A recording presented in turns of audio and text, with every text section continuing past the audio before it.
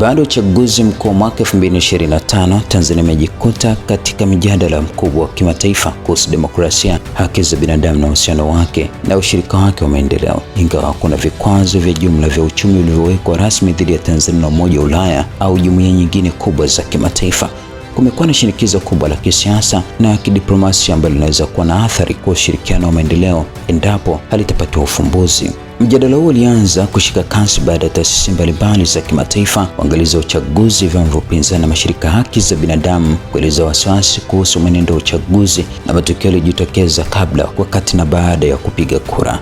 Serikali ya Tanzania kwa upande wake imeendelea kuweka mkazo kwa uchaguzi uliendeshwa kwa mujibu wa sheria za nchi na kwamba taasisi zake zina uwezo wa kushughulikia changamoto zozote kwa mujibu wa katiba na sheria. Hatua iliyovuta zaidi ilitoka katika bunge la Umoja wa Ulaya ambalo lilipitisha azimio likieleza wasiwasi wake kuhusu hali ya haki za binadamu, utawala wa sheria nchini Tanzania. Azimio hilo lilitoa wito wa kufanyika kwa uchunguzi wa madai ya ukiukwaji wa haki za binadamu, kuachiliwa kwa baadhi ya viongozi wa kisiasa waliokuwa mahabusu kwa mujibu wa sheria, kuanzishwa kwa mazungumzo ya kisiasa kati ya serikali na upinzani, pamoja na kupitia upya namna fedha za maendeleo kutoka Umoja wa Ulaya zinavyotolewa kwa serikali ya Tanzania. Ni muhimu kuelewa kuwa azimio la bunge la Umoja wa Ulaya si sana uamuzi wa moja kwa moja wa kuweka vikwazo vya uchumi ndani ya mfumo mmoja wa Ulaya. Maamuzi ya kusitisha misaada au kuweka vikwazo kupitia taratibu nyingine zinazohusisha Tume ya Ulaya na Baraza la Umoja wa Ulaya. Hivyo, wakati bunge la Umoja wa Ulaya likitoa mapendekezo makali ya kukuwa na uamuzi wa jumla wa kuiwekea Tanzania vikwazo vya kiuchumi, sababu zilizotolewa na wabunge wa Ulaya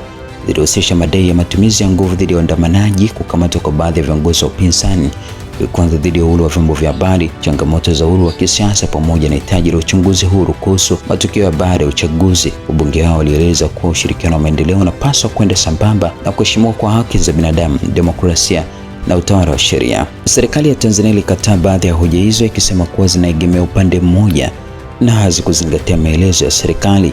Serikali iliweka mkazo kwa Tanzania ni nchi huru yenye mfumo wa sheria unaojitegemea na kwamba mahakama pamoja na taasisi nyingine zinaendelea kufanya kazi bila kuingiliwa. Mbali na Umoja wa Ulaya, wadau wengine wa kimataifa wameendelea kufuatilia hali ya Tanzania kwa karibu. Umoja wa Mataifa, Jumuiya ya Madola, Umoja wa Afrika, Jumuiya ya Afrika Mashariki na Jumuiya ya Maendeleo ya Kusini mwa Afrika zimeendelea kuweka mkazo muhimu wa mazungumzo ya kisiasa, utawala wa sheria, uchaguzi wenye kuaminika na kulindwa kwa haki za msingi za raia. Msisitizo wa jumuiya nyingi umekuwa ni kutafuta suluhisho kupitia mazungumzo badala ya kuongeza mgogoro. Kwa upande wa uchumi, serikali imeeleza kuwa itaendelea kupunguza utegemezi wa misaada nje kwa kuongeza ukusanyaji wa mapato ya ndani, kuhamasisha uwekezaji wa sekta binafsi, kupanua biashara kupitia East Africa, SADC, pamoja na kuvutia wawekezaji kutoka maeneo mbalimbali duniani.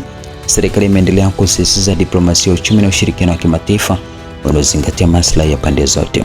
Wachambuzi wa uchumi wanaonya kuwa iwapo shinikizo la kimataifa litaongezeka na kugeuka kwa hatua rasmi za kusitisha baadhi ya misaada au kuweka masharti magumu zaidi ya ufadhili, hasa zinaweza kujitokeza katika miradi ya maendeleo, gharama za mikopo ya kimataifa na imani ya baadhi ya wawekezaji. Hata hivyo, hadi sasa kuna uamuzi rasmi wa vikwazo vya jumla vya kiuchumi dhidi ya Tanzania. Kwa sasa, mustakabali wa uhusiano kati ya Tanzania na washirika wake wa kimataifa utategemea maendeleo ya mazungumzo ya kisiasa, hatua zitakazochukuliwa katika kuimarisha utawala wa sheria na haki za binadamu, pamoja na namna pande hizo zitakavyoendelea ushirikiano wa kidiplomasia. Wataalamu wengi wanaona kuwa njia ya mazungumzo na mageuzi ndio inaweza kusaidia kujenga upya imani kati ya Tanzania na washirika wake wa maendeleo, huku ikihakikisha kwa maendeleo ya kiuchumi yanaenda sambamba na kuheshimu misingi ya kidemokrasia. Uchaguzi mkuu wa Tanzania wa mwaka 2025 uliibua mjadala ndani na nje ya nchi kuhusu demokrasia, haki za binadamu pamoja na utawala wa sheria. Wakati tume ya uchaguzi ikimtangaza Rais Samia Suluhu Hassan kuwa mshindi wa urais kwa zaidi ya 97% ya kura zilizotangazwa rasmi, vyama vya upinzani, baadhi ya waangalizi wa uchaguzi na mashirika ya haki za binadamu vilieleza wasiwasi kuhusu mwenendo wa uchaguzi na matukio yaliyofuata. Katika wiki zilizofuatia baada ya uchaguzi, bunge la Ulaya lilipitisha azimio kuhusu hali ya Tanzania. Azimio hilo halikuwa sheria ya kuweka vikwazo vya uchumi, bali ilikuwa ni tamko la kisiasa kwa taasisi za Umoja wa Ulaya kuhusu namna ya kushughulikia uhusiano wake pamoja na serikali ya Tanzania kutokana na kile ubunge alichokieleza kwa kuzorota kwa hali ya haki za binadamu pamoja na utawala wa sheria. kwa nini bunge la Ulaya lilijadili Tanzania? Katika maelezo ya utangulizi wa azimio lake, bunge la Ulaya lilirejea matokeo kadhaa yaliyotokea kabla na baada ya uchaguzi. Miongoni mwa mambo yaliyotajwa ni matokeo rasmi ya uchaguzi yaliyompa Rais Samia Suluhu Hassan ushindi wa muhula wa pili, tathmini ya baadhi ya waangalizi wa uchaguzi wa Umoja wa Afrika waliotoa ukosoaji kuhusu mwenendo wa uchaguzi, kutoshiriki kwa baadhi ya viongozi wa upinzani katika uchaguzi baada ya kuzuiwa na mamlaka husika, akiwemo Tundu Lissu wa Chadema na Luhaga Mpina wa chama cha ACT Wazalendo, kukamatwa kwa Tundu Lissu Aprili mwaka 2025 na kufunguliwa mashtaka ya uhaini pamoja na makosa mengine, maandamano yaliyotokea katika maeneo mbalimbali baada ya uchaguzi, taarifa kutoka kwa mashirika mbalimbali zilizodai kuwepo kwa matumizi ya nguvu dhidi ya waandamanaji, watu kutoweka, vifo na ukiukaji mwingine wa haki za binadamu. Serikali ya Tanzania imekuwa ikipinga baadhi ya madai hayo na kusisitiza kuwa vyombo vya dola vitekeleza wajibu wake kwa mujibu wa sheria. Taarifa kuhusu kusitishwa kwa huduma za internet kwa muda katika kipindi cha uchaguzi, jambo ambalo wabunge wa Ulaya walieleza kuwa lilikuwa na athari na upatikanaji wa taarifa. Baada ya kupitia taarifa mbalimbali, bunge la Ulaya lilitoa mapendekezo kadhaa kwa serikali na taasisi za Umoja wa Ulaya. Kwanza, wabunge walitoa wito wa kuachiwa kwa mujibu wa sheria kwa viongozi wa upinzani na watu wengine wanaodaiwa kushikiliwa kiholela, wakimtaja Tundu Lissu kama mmoja wa watu waliokuwa kitovu cha mjadala huo. Pili, walilaani matumizi ya nguvu dhidi ya waandamanaji, wanachama wa upinzani na wakosoaji wa serikali, huku wakiweka mkazo umuhimu wa uchunguzi wa haraka, huru na usio na upendeleo kuhusu vifo na madai ya watu waliotoweka baada ya uchaguzi ili kubainisha ukweli na kuwajibisha wale watakaobainika kukiuka sheria.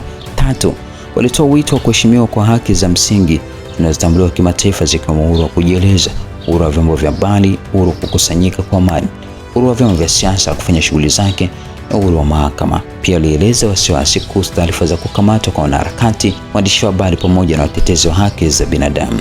4. Bunge la Ulaya lilitaka tume ya Ulaya ipitie upya namna misaada maendeleo kwa Tanzania itakavyotolewa kwa kuzingatia hali ya kisiasa na haki za binadamu. Wabunge waliweka mkazo kwamba endapo kutakuwa na marekebisho ya misaada, kipaumbele kingeendelea kutolewa kwa mashirika ya kiraia, watetezi wa haki za binadamu na vyombo huru vya habari ili wananchi wa kawaida wasiathirike. 5. Wabunge walitaka Umoja wa Ulaya na nchi wanachama kuendelea kuzungumza na serikali ya Tanzania kupitia njia za kidiplomasia, kufuatilia kesi zenye maslahi ya umma, kuhimiza mazungumzo ya kisiasa yanayowashirikisha wadau mbalimbali na kuendelea kuhimiza kuheshimiwa kwa haki za binadamu pamoja na utawala wa sheria.